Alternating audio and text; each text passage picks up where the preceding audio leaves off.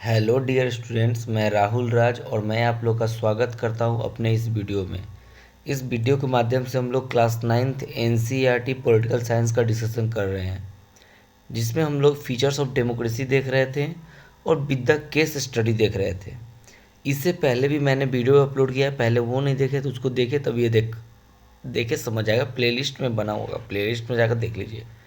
तो हम लोग फीचर्स ऑफ डेमोक्रेसी पढ़ रहे थे केस स्टडी के साथ, और ये एक फीचर रह गया, एक लास्ट फीचर ऑफ डेमोक्रेसी, जहाँ respect of law, rule of law and respect for right. Rule of law कहने का मतलब ये होता है कि वहाँ जो भी चीज़ चलेगा according to constitution and different law से चलेगा। यानी अब और लैंग्वेज में बात करें तो कानून की नज़र में सभी बराबर है। All are the equal before the law, that means.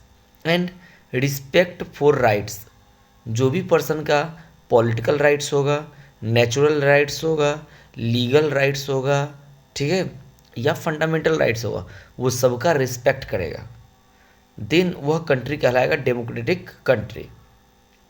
ठीक है, तो चलिए इस पर हम लोग बात करते हैं। अब मैं इसको थोड़ा जूम कर देता हूँ। चलिए आप 4th नंबर डालिएगा नोट्स के अकॉर्डिंग, क्योंकि मैंने आप लोग बोला कि नोट्स बनाते रहिएगा। चलिए देखिए यहाँ पे, तो हम लोग चलते हैं नेक्स्ट प्रॉपर्टीज में, और ये प्रॉपर्टीज रहा, ये देखिए क्या है यहाँ पे।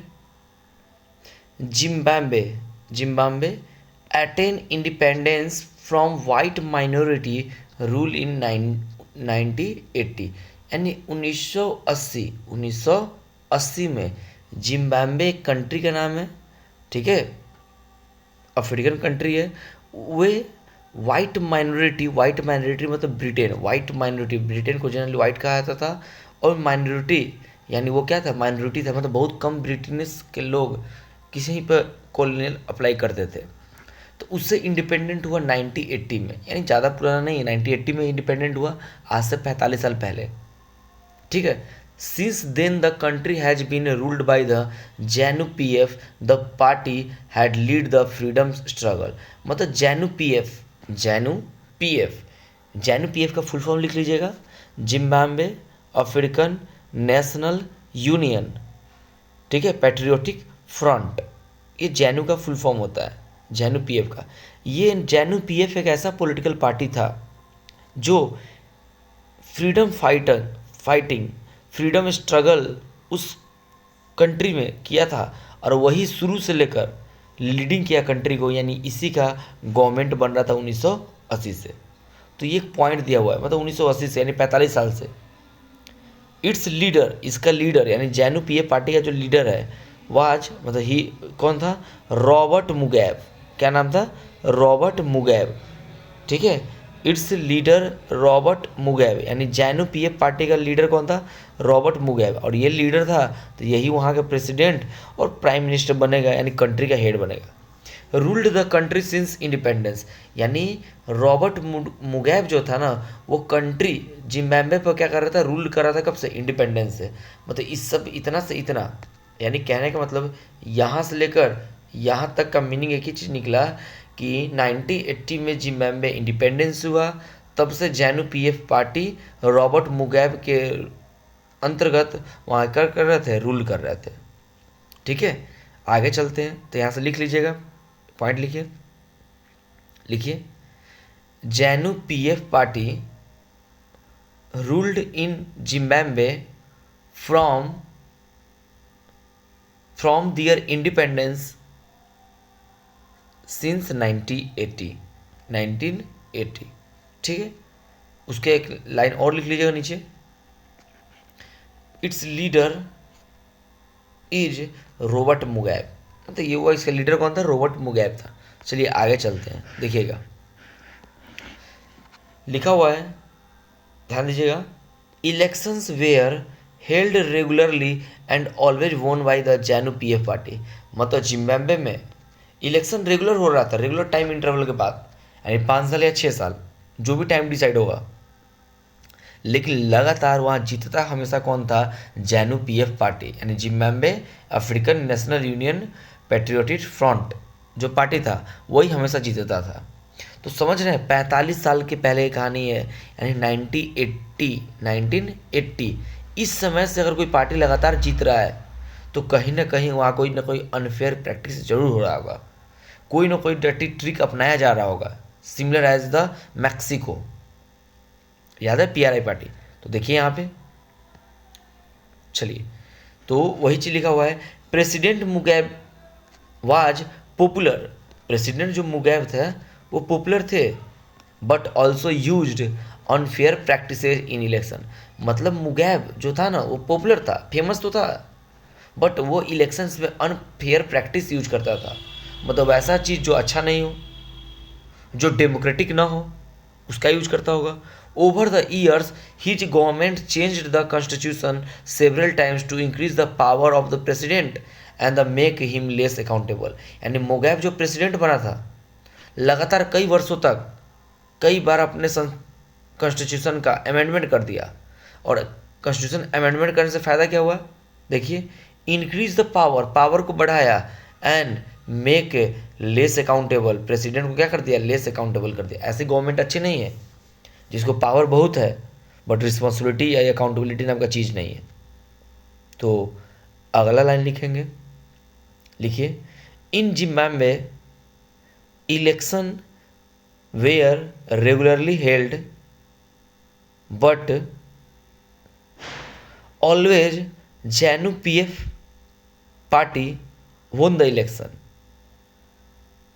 due to unfair practices by मुगैब, यानी रॉबर्ट मुगैब। चलिए ठीक है, अगला line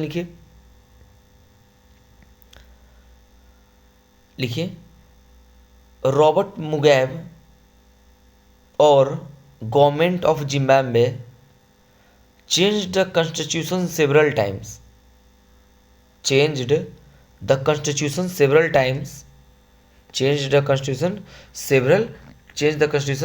times to increase the powers of president and make him less accountable। यानी जिम्बाब्वे की सरकार, रॉबर्ट मुगैब की सरकार लगातार कई बार अपने कॉन्स्टिट्यूशन को चेंज किया, जिससे वहाँ के प्रेसिडेंट कौन थे? रॉबर्ट मुगैब, उसका पावर इंक्रीज कर दिया बट अकाउंटेबल क्या कर दिया? डिक्रीज कर दिया। यानी ये नॉन डेमोक्रेटिक चीज़ है। सरकार रिस्पॉन्सिबल होना चाहिए, सरकार अकाउंटेबल होना चाहिए, तभी वो डेमोक्रेटिक गवर्नमेंट कराएगा। क्योंकि आपको पढ़ाए होंगे डेमोक्रेटिक गवर्नमेंट का एक फीचर अकाउंटेबल गवर्नमेंट।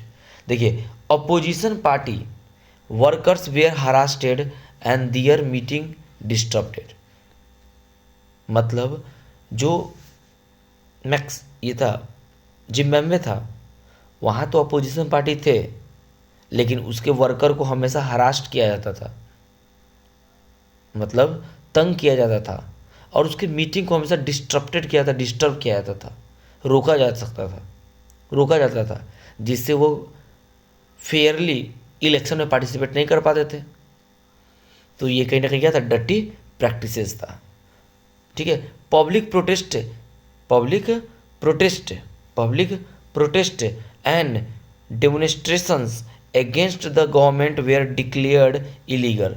मतलब अगर कोई प्रोटेस्ट हो रहा है सरकार के विरुद्ध तो उसे इलीगल घोषित कर दिया जाता था, यानी उसको बैन कर दिया जाता था। क्या था? डर्टी ट्रिक था। तो लिखिए, इन Mexico opposition party workers always harassed and Mexico नहीं, सॉरी, क्या हो जाएगा यहाँ पर? Zimbabwe. In Zimbabwe opposition party workers always harassed and their meeting disrupted, full stop। also public protests were declared illegal by government. चलिए आगे चलते हैं। बाकी अपने से रीडिंग करके भी अपने लैंग्वेज में लिख सकते हैं। मेरा काम है ये चैप्टर को अच्छे से समझाना, आपको नोट्स बनवाना। अगर लग रहा है कि इसे बेटर लैंग्वेज में आप लिख सकते हैं, लिखिए, कोई दिक्कत नहीं है, बट नोट्स जरूर बनाइएगा। चलिए, there was a law that limited the right of to criticise the president. मतलब देखिए, फिर एक नया चीज़ आ गया। वहाँ के गवर्नमेंट अपने आप को पावरफुल बनाने के लिए और लोगों के फंडामेंटल राइट को छीनने के लिए क्या क्या कर रहे हैं देखिए। देयर वाज ए लॉ, वहाँ एक लॉ था, कहाँ पे, जिम्बाब्वे में, that limited the right to criticise the president. यानी कहने का मतलब इनडायरेक्ट में वर्ड बोले तो फंडामेंटल राइट छीना जा रहा था जिम्बाब्वे में। क्रिटिसाइज द प्रेसिडेंट यानी क्रिटिसाइज द गवर्नमेंट एक तरह का फंडामेंटल राइट्स है। अगर गवर्नमेंट गलत काम करे तो आप क्रिटिसाइज कर सकते हैं, उनके अगेंस्ट बोल सकते हैं। Right to speech, it is a fundamental right, but in Zimbabwe this is limited. तो आप लिखिए अगला line, in Zimbabwe a law that limit the right to criticize the president। ठीक है, आगे देखिए, television and the radio were control by the government. यानी वहाँ का जो टेलीविजन था, टीवी था, जो रेडियो था जहाँ पर न्यूज और टेलीविजन पर न्यूज आता था, कंट्रोल्ड बाय द गवर्नमेंट, मतलब गवर्नमेंट जो चाहेगा वही दिखाया जाएगा। And give only the ruling parties version. यानी ये वहाँ के टेलीविज़न, वहाँ के रेडियो जो भी मूवी दिखाते थे, मूवी छोड़िए, जो भी न्यूज़ दिखाते थे वो गवर्नमेंट के अकॉर्डिंग चलता था, गवर्नमेंट के वर्जन को दिखाया जाता था, गवर्नमेंट को बढ़ा चढ़ा कर दिखाया जाता था, कोई भी गलत चीज़ को नहीं दिखाया जाता था। तो देख लीजिए, एक लाइन और लिखिए, television and radio were control by the government and always supported by the government. चलिए आगे देखते हैं। जिसे आप लोग इंडिया में गोदी मीडिया कहते हैं, यानी वहाँ के मीडिया गोदी मीडिया बन गई थी। There were independent newspaper, but Zimbabwe में न्यूज़पेपर इंडिपेंडेंट था कुछ, लेकिन वो न्यूज़पेपर के जो ऑडिटर होंगे, जो न्यूज एंकर होंगे, जो न्यूज राइटर होंगे, उनको हरास किया जाता होगा, उनको डराया धमकाया जाता होगा। ठीक है, तो लिखा हुआ है there were independent newspaper but the, आगे चलिए देखिए, but the government harassed those journalist who went against it. मतलब कहने का मतलब जिम्बाब्वे में कुछ इंडिपेंडेंट न्यूज़पेपर था, लेकिन गवर्नमेंट उसके भी जर्नलिस्ट को क्या करते थे, हरास्ट करते थे।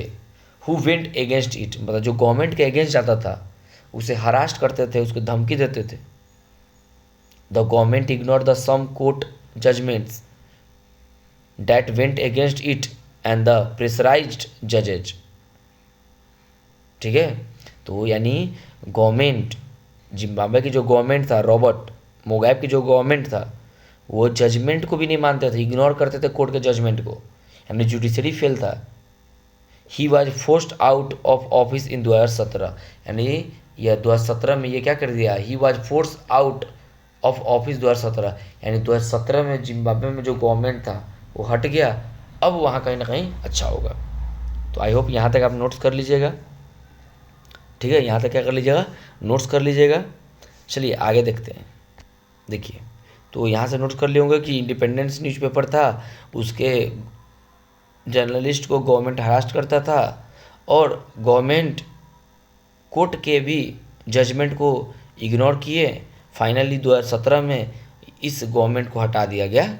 ये लिखा हुआ है, ही वॉज फोर्स्ड आउट मतलब ज़बरदस्ती हटा दिया गया, ऑफ ऑफिस मतलब अपने पोस्ट से हटा दिया गया, इन 2017 में। चलिए आगे देखते हैं। The example of Zimbabwe shows that popular approval of the ruler is necessary in a democracy but it is not sufficient.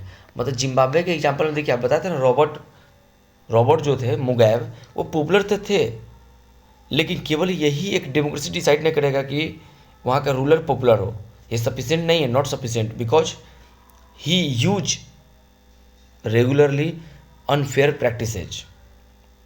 तो ये कंक्लूजन निकल रहा है। तो कंक्लूजन में आप बोल सकते हैं कि it is not necessary only the rulers या only the leaders are popular. ठीक है, ये सफिशिएंट नहीं है, नॉट सफिशिएंट दिस। तो यहाँ से अगर लाइन नोट करना चाहते हैं लिख लीजिए, बोल देते हैं, इट इज़ नॉट सफिशिएंट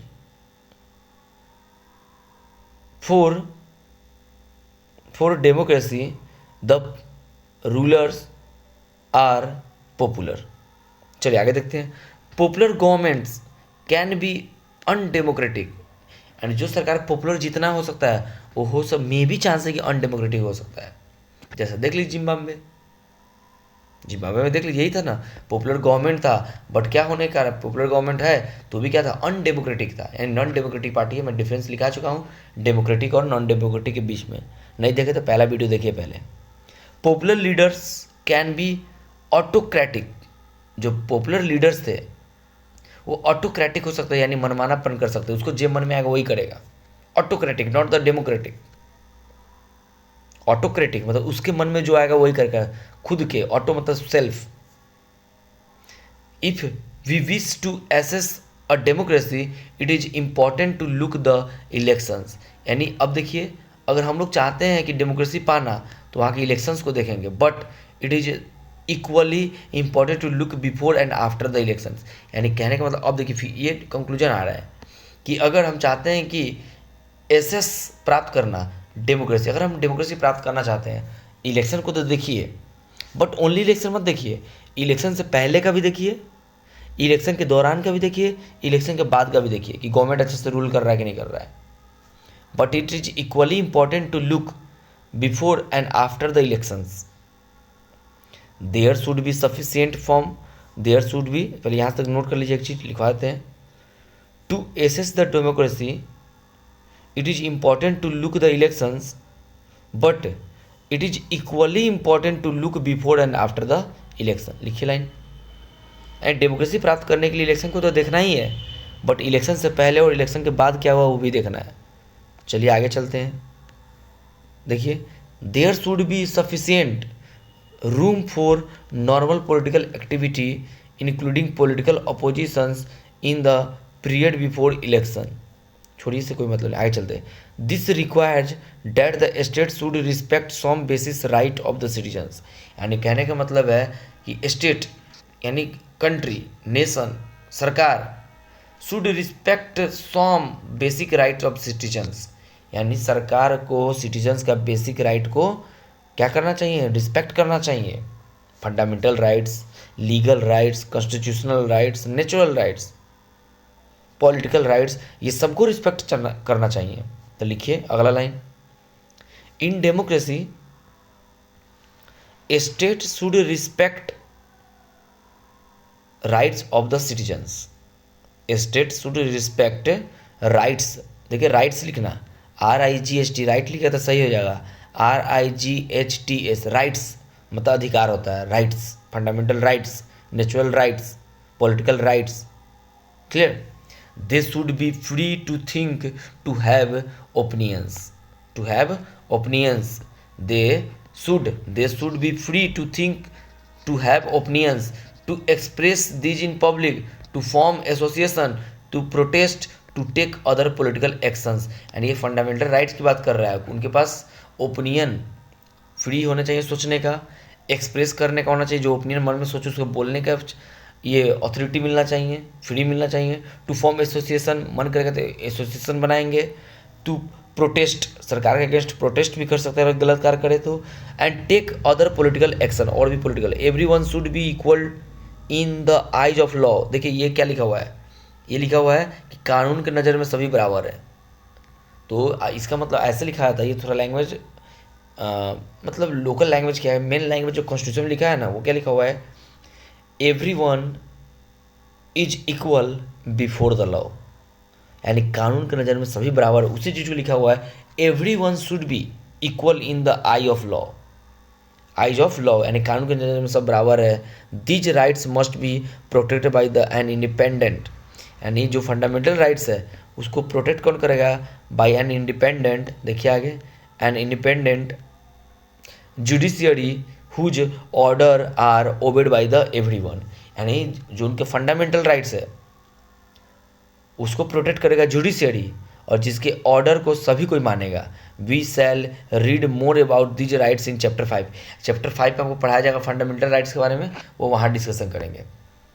ठीक है, तो अब देखिए यहाँ पर, तो आई होप सेम वही चीज़ यहाँ दिया हुआ है कि ये एक बार राउंड अपने से क्या कीजिएगा, पढ़ लीजिएगा ये तब तक, ये वाला, ये तब तक क्या कीजिएगा, यहाँ से तक पढ़ लीजिएगा, देखिएगा। मैं कल तो बताऊँगा, बट कंक्लूजन देखिए क्या है। कंक्लूजन देखिए, in a democratic government rules within limits set by the constitution and citizen rights. मतलब अगर कोई डेमोक्रेसी कंट्री है तो वहाँ जो भी रूल्स होगा विद इन लिमिट्स यानी लिमिट्स में होगा। Set by the constitutional laws, जो कॉन्स्टिट्यूशनल लॉ सेट करेगा, एंड सिटीजन्स राइट। तो आई होप ये कहानी आप समझे होंगे। कल मैं क्या करूँगा, यहाँ से लेकर यहाँ तक मैं फिर से डिस्कशन कर दूँगा, तब आगे हम लोग चलेंगे, ठीक है। और यहाँ पर लिखा हुआ यही समरी डेफिनेशन, डेमोक्रेसी का पूरा समरी यहाँ पर बना हुआ है, ठीक है डियर स्टूडेंट्स। तो मिलते हैं फिर से अगले वीडियो में, तब तक आप देखिए, नोट्स कीजिए और दोस्त का शेयर कीजिए। जय हिंद डियर स्टूडेंट्स।